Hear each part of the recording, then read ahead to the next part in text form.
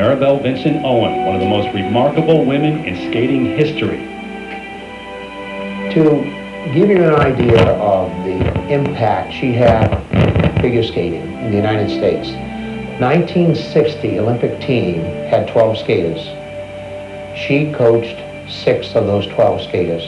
Maribel herself was 9 times the ladies champion of the United States, 6 times the pair champion of the United States, a member of 3 Olympic teams, a bronze medalist in the Olympics, second in the World Championship to Sonia Henne.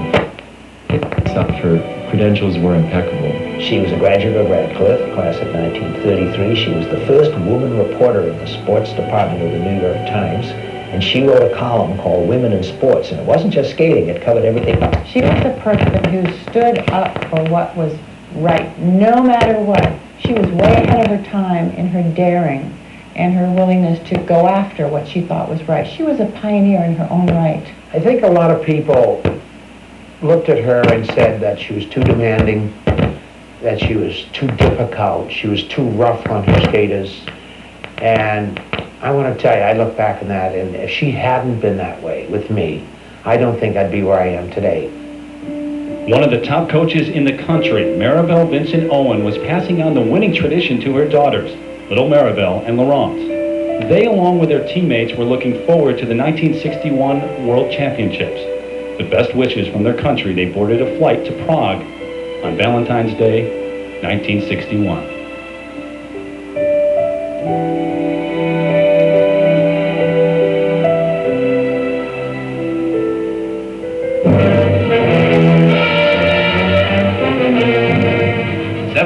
Die in the crash of a Belgian Sabena jetliner while in the landing pattern for Brussels Airport.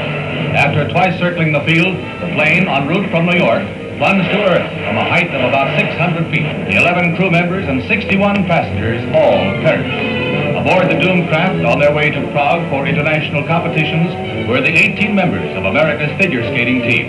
They included Mrs. Maribel Vincent Owen, 9 times a skating champion, and on this trip as coach for her 2 daughters, both of whom were champions as well.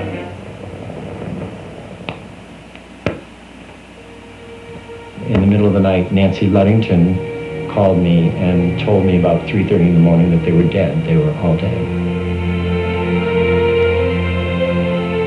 David, my brother-in-law, was on the phone, and he said, Carol, and he was just so upset and almost crying, and he said, they're all gone. They're all gone. They're gone. They're dead. And I said, David, what are you talking about? And he said, the skaters, the plane went down in Brussels on their way to Worlds. And I just said, oh my God. When this tragedy had happened, I was at a loss, and I lost a very important person in my life. And I lost the best coach that I could ever think of ever having. And I never felt the same getting out on the ice again. I just went right away to the ice rink just to talk with people, just to be with people, to try to put it all together. We lost our coach, we lost our friends, we lost our training partners, and for a period of time after that, there was silence at the Skating Club of Boston. Halfway around the world in Prague, the international skating community was mourning the loss of the American skaters. The World Championships were canceled. Canadian Maria Jelinek had planned to take that doomed flight. It was a very sad time. And so after a couple of days here, they decided to cancel the competition. When the plane went down, the U.S. lost its best hopes for the next Olympics, including the Owen sisters and another young rising star, Doug Ramsey.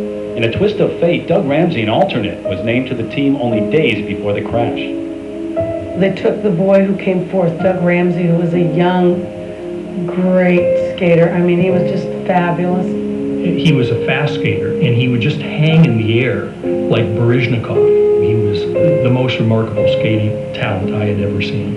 The crash was devastating for U.S. figure skating because not only the skaters that were lost, but the coaches like Eddie Scholden, Maribel Vincent, Bill Kipp, who was the coach of Peggy Fleming at the time.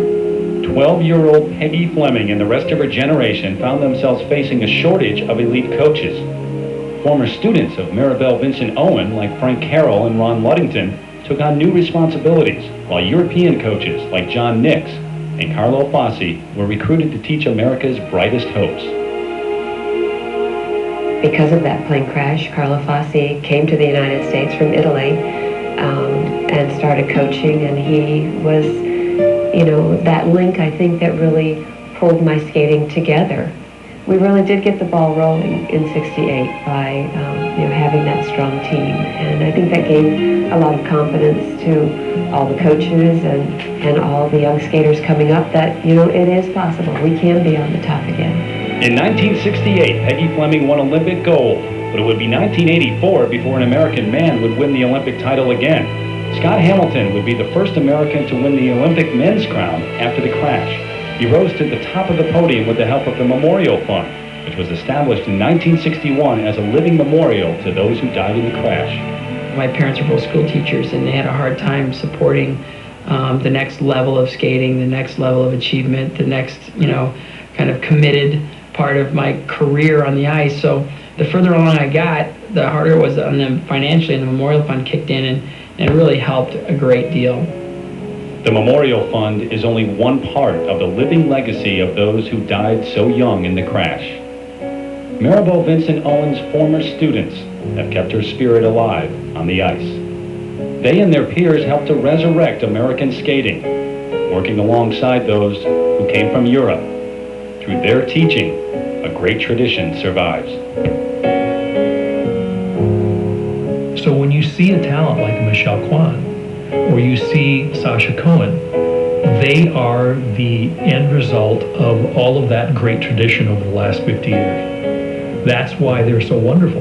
Well, I hope that Maribel would be proud, of the way Michelle skates, and proud of Linda Fradiani, who also, was twice world champion. And I hope she'd be proud that, there's a tradition from her passed on to me, to them.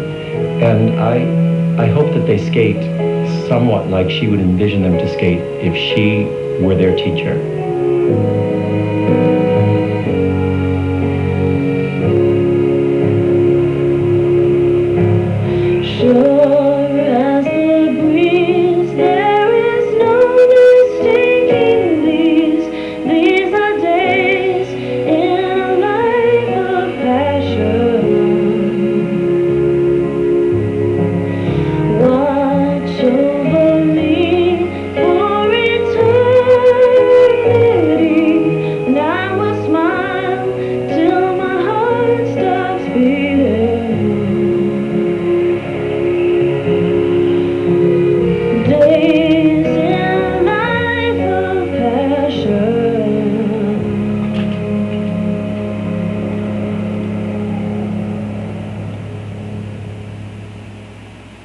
Crowd in